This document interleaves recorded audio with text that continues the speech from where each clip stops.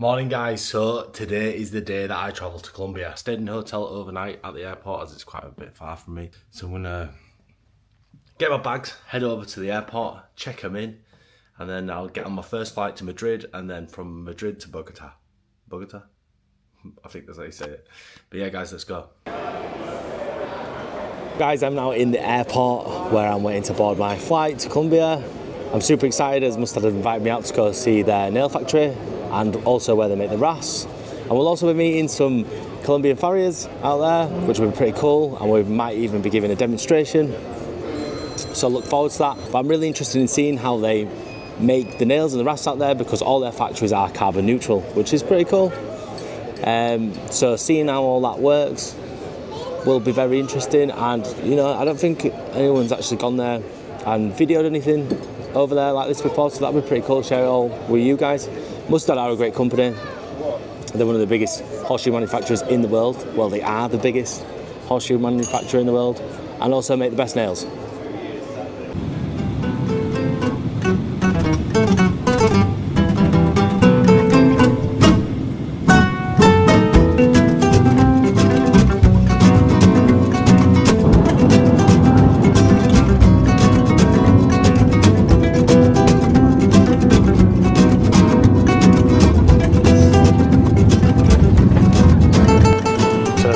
In Madrid now, wasn't too bad. The flight was only 2 hours.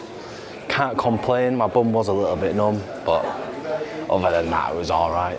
Got like an hour to wait here now until I board my next flight, and that'll take me straight there.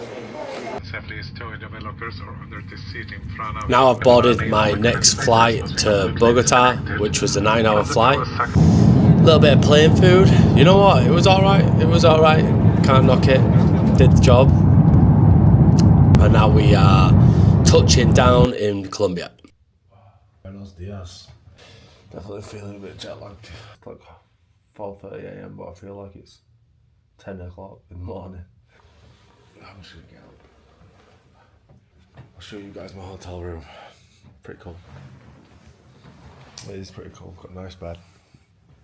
Look at the beams on the ceiling as well. Look at the roof. Look at that. That's cool, isn't it? What the This is the master bedroom. The bed's absolutely perfect, I'm telling you. That is a soft bed. Oh my god. Like hallway area. I actually I've even hung 2 shirts up. And then the bathroom. It's actually a nice, really nice hotel. So I'm gonna go to the nail factory this morning. We're gonna show me around, show me how they make the nails, show me, you know, I don't know what they're gonna show me for this, but I'm excited. It'll be good. You know, Mustad are a great company, and I'm really grateful that they've flown me out here to come have a look and give them some advice and feedback. And maybe not advice, maybe I'm not even qualified to give them advice because they definitely know more than me on the front of making shoes and nails and stuff, because that's what they do, and they'll have some extremely clever people probably doing that, engineers and stuff. But just ask me how I use the product basically, if I think that they can improve it or if I have any feedback about it. It's cool, cool. So we're now on his way to the Mustad factory where they make the horseshoe nails, and this is Paolo. Now Paolo is a good friend of mine, and he has a very important job for Mustad, don't you? You have the most important job, you guys. I'm responsible for the operations of the group, meaning I'm responsible for all the production facilities and logistics within Mustad. And he's always travelling around the world making sure everyone's doing the job out here. A little bit. But yeah, he's a really cool guy, and we're about how far off the factory now? Half an hour. About half an hour. But it's nice, Colombia. Nice. Bit rainy. Yeah, a little bit rainy, but very green, beautiful. Hello, hello. So we're now going on a little tour of the factory. This is where they make all the nails. They produce over 1 million nails a day. That is pretty crazy. That's a lot of nails. It's a cool place. tube. They've got a lot of health and safety measurements in, guys. Don't forget your PPE. This is the raw material that they start with, that they use to make the horseshoe nails. And then they thread it through these huge machines which will cut and press it into the correct dimensions that they need for the size of nail. And then here it comes out the other side. Crazy really. And yeah, these machines, there's quite a few of them, and they print over 1 million nails a day. Then after this process, they go into another machine where they are boxed up. How do you know how many are put in a box? How many? How many nails go in a box? Okay. When we set up the machine, we count, for example, if we have 250, Yeah. 250, we count and we set up the stage. Right, yes, hold my measurement. This way is 200. Yeah. Precise And time. the machine rejects if the weight is not correct, Yeah. the machine rejects. Makes sense. That's the procedure. That's where they make the boxes. And this machine makes the box.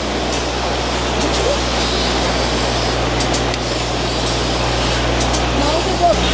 So if the weight is correct, the box comes here to the floor and to the floor. And they're all ready to go, look over there. All get boxed up in the cartons.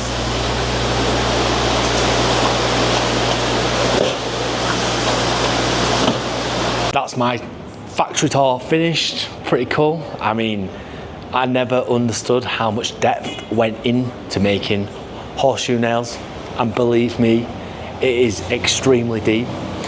Even down to how they use the machines to measure the precision of the diameter of the shaft, the head, everything. Honestly, these guys have it down really well. Like, it's crazy the amount of technology they use to produce these nails. And you know, it's important because these nails do drive up horses' walls, and if they are not the right measurement or diameter, or the way they even bend, it could be dangerous for the horse. So it's cool to see how much thought goes into it. You know, the technology they use, the machines. I mean, they had some machines in that room that were like $250,000, $300,000 a piece. They had like 4 or 5 machines in there. So you're talking £1 million worth of equipment in there just to make horseshoe nails, right? I mean, it's absolutely mental. This factory produces all the horseshoe nails in the world, all the Mustad horseshoe nails. So it's cool. That's the day one done. We're gonna head back to our hotel now, freshen up. Ciao, ciao. Nice to meet you. Give me a kiss. Mwah. See you soon. Ciao, ciao, ciao. That was one of the lovely ladies that works here. Honestly, everyone that has been here, the Colombian people are lovely. Let me tell you that. Lovely, honestly. So nice, so welcoming. I've really enjoyed meeting all these people here. They've been so welcoming and nice.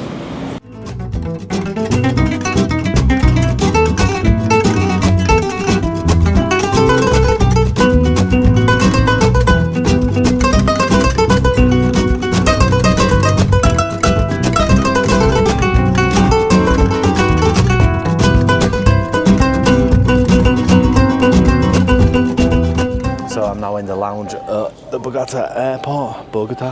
I'm going to be boarding a flight to the Medellin. Oh God, I'm butchering this, guys. I'll be honest. I need to learn to speak. The Medellin.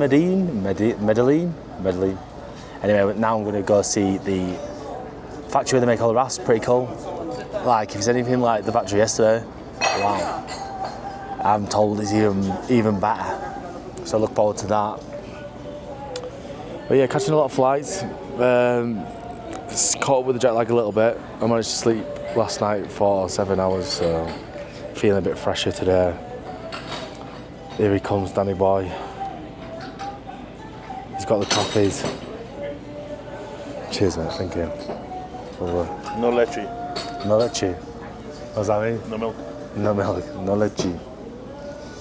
So yeah, I've got a flight. It's only about 45 minutes, and then we're going to go straight to the factory and meet the team. Yeah, Colombia's beautiful. Food's been unreal so far. How's the trip, Danny? Epic. Yeah, it's good. Having fun? Yeah, good. Yeah. We're now at the Mustad rasp factory. Now look at this big piece of metal there. That is the raw material that they start with for the rasp. A bit similar to the nails, and then they'll thread it through this big machine, and this machine will measure it out to be the right size and dimension to form the rasp, and they'll thread it through here, and then that'll press it and crop it to make the right size and shape. And you'll see in a minute there's a load of blank rasps that are laid out. They don't have a pattern on yet, and this is the first stage of the process to make the rasp. Then after this they'll go on to have the pattern put in. Now this is very important. The pattern is very, very important, because if this isn't right, then the rasp isn't going to cut right. They put a lot of work into this, trust me. They have labs, they have staff that devote all their time to making sure these patterns are right. After that they go into a hardening process here. To the heat treating, they have one final sharpen, and then they go on to the quality control check. Now this is where they just make sure the rasps are doing what they should be doing. They'll just run a piece of wood over it, make sure it's cutting and stuff's not getting stuck. Danny's demonstrating this for us now. He did a really good job of that. Well done, Danny, mate. One big DE. One big Danny lad. Some man. The rasps are now all finished and ready to go. The last stage they have now is being boxed up. But first they have a little bit of a touch of paint on the ends of them. Now the paint is really to distinguish what style of rasp is what, as there's a few different styles of Heller rasps. The green is simply the Heller XL, a really good rasp, cuts really well, really smooth finish. And then once that's been done, they are prepared to be boxed up, and they'll be put into cartons and cartoned into boxes to be distributed around the world. You know, you can't knock these guys. They've got a really good system going here. They've got a job for everything, and all the people know exactly what they're doing, and the process runs really, really smoothly. I've got to say I was really, really impressed with what these guys have got going on here. It's quite the operation. I've just got back from the tour around the factory that make the rasps over here, and this is Diego. Hi, I'm Diego. I'm the production manager from Latin America for the Mustad group. Yeah. This is a very important man. He looks after all of South America. Yeah. Yeah. Argentina, Brazil, And Colombia also. Colombia. Yeah. Producing rasp, producing horseshoe nails, producing horseshoes in steel and aluminium. Yeah. And he makes sure everything runs smooth. And how long have you worked for Mustad? I have been working here for 20 years. Yeah, 20 years. I call it the Mustad curse. It's like everybody that works at Mustad never leaves. No, never leaves. So, you know they're doing something right, because everyone really enjoys working for them. Yeah. But the country is beautiful, honestly, and the people are so welcoming. Yes, totally. Food is exceptional. But yeah, we had a lot of fun. Tomorrow I'm going to be going to do a clinic with Danny, one of the forges locally. Yeah. And there'll be other farriers there. Danny's going to give him a little demo. I'm going to help him out. It'd be cool to meet some of the local farriers here. 12 or 14. Yeah, 12, 14 farriers going to be there. That's a lot, yeah. It'll be good. But tonight we're going to go out for some food. Cheers. And yeah, maybe have a couple of beers. You have to work and enjoy. Yeah, you have to work hard, play hard. Oh yeah. Have you seen my steak? What? That's good, done it, Danny. Good scran. Where'd you get shot of Bram? Morning, so it is day number 3 now, and we are going to be going to the forge to meet some of the farriers. Should be pretty fun, shouldn't it, Danny? Yeah, it's gonna be good. Yeah, Danny's doing a little demo, aren't you? I am. So are you. Yeah, so am I. Yeah, Danny's going to be going through a roadster shoe, a cork and wedge, very traditional shoe, and he's going to be showing how you make and fit them. Pretty cool stuff. I'm excited just to meet some Colombian farriers. Tell you what though, I slept terrible. Not getting used to the jet lag at all. Like, 4 o'clock morning every morning. yeah, 4 AM. Like last night, got in bed at 11, thought, yeah, I'll get my head down for a few hours here, get up at 7 or so. And then 4 AM, wide awake. Like walking around the hotel, looking for breakfast. It's typical. By the time we'll adapt to it, we'll have to go home, won't we? Yeah. Just won't go to bed tonight. Yeah, that's it. Now this horse has quite the Like a gait. Spanish dressage You've test. never ever seen anything like this before. So this is a Pasofino, and they do it's almost like a dance, and they'll have to perform a certain beat to a song, from what I understand. Pretty cool. Never ever seen anything like this. We don't have anything like it in Europe. You know, it's very traditional over here to have horses like this. And the competitions they run here are huge. Apparently there's loads and loads of people that are involved in it. Look at that. Never ever seen anything like that. It's crazy. Yeah, they have a lot of control on them. A lot of rider control going on here. It's very, very impressive. Thank you for all attending.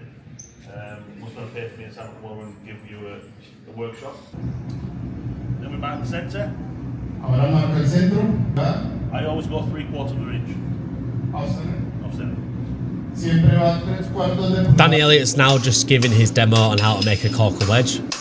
The guy's a bit of a wizard on the anvil, and he's a really, really good teacher, more importantly. He can explain things in a very, very good way that you'll be able to understand it, you know. A lot of people know how to do things in life, but sometimes trying to teach other people how to do it is a completely different skill in itself, and it's something Danny can do very, very well. So it's nice and soft.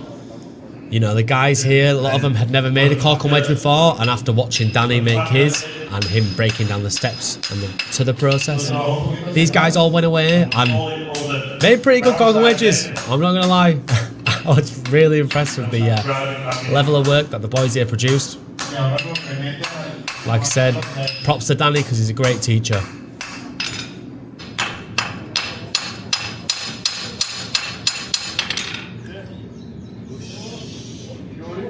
Really simple process. Con agua, burbujita, nada.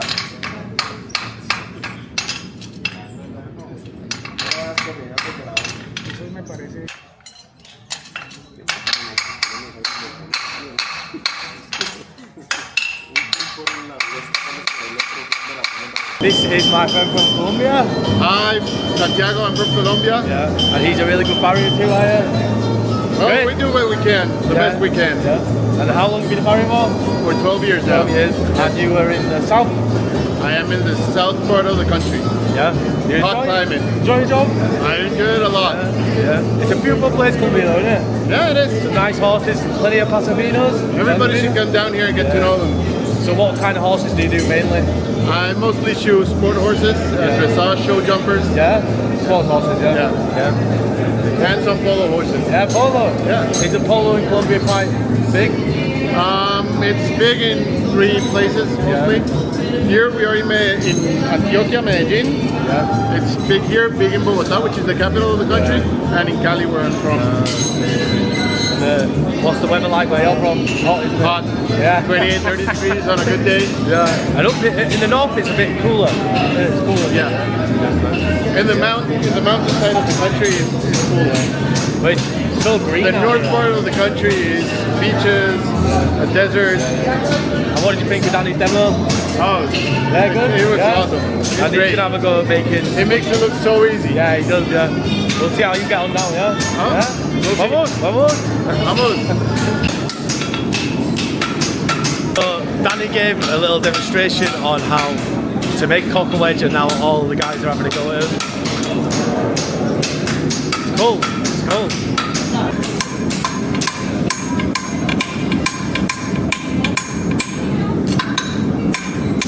So here in Colombia they have a small breed of horse called Pasofino, and they are everywhere. They're super cute, so cute.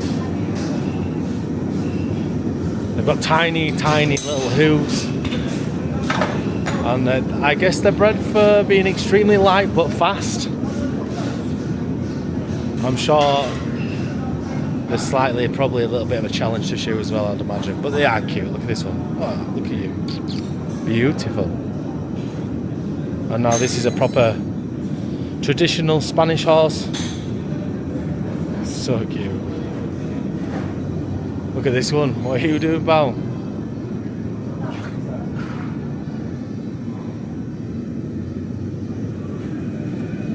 Hola, amigos. Give my little demo on how to make a bar shoe. You know, my first demo was a bit nervous, and you know, I'm not the highest level of shoemaker by any means. There's a lot of people a lot better than me, but I do feel like I understand the basics of it all, and I was able to still share that with my fellow peers, which was nice. You know, like I do teach a lot of apprentices with my dad, so I'd say like I can have a little bit of a good understanding on how to teach someone. But yeah, I had a lot of fun showing how to make a bar shoe to these people. It was a good experience for myself also, a first for me. It went pretty smoothly, yeah. And you know, again, Danny helped me out. I'm not gonna take all the credit. He helped set me up for this. But yeah, I had fun. Most importantly, I had fun. And if any of the other people can take anything away from what I taught them, then great. That's all that matters.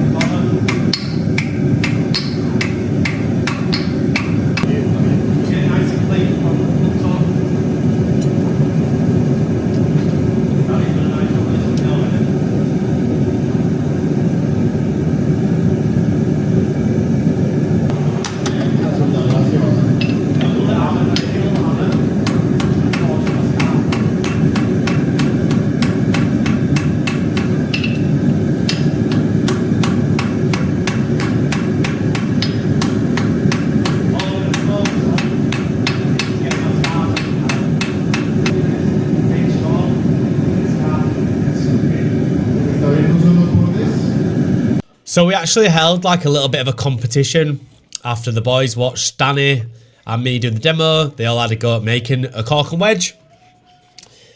And, you know, I was really impressed with what I saw. These boys, you know, a lot of them hadn't ever made one before, and then they stepped up to have a go, and they did a fantastic job of it. Honestly, they did really, really well.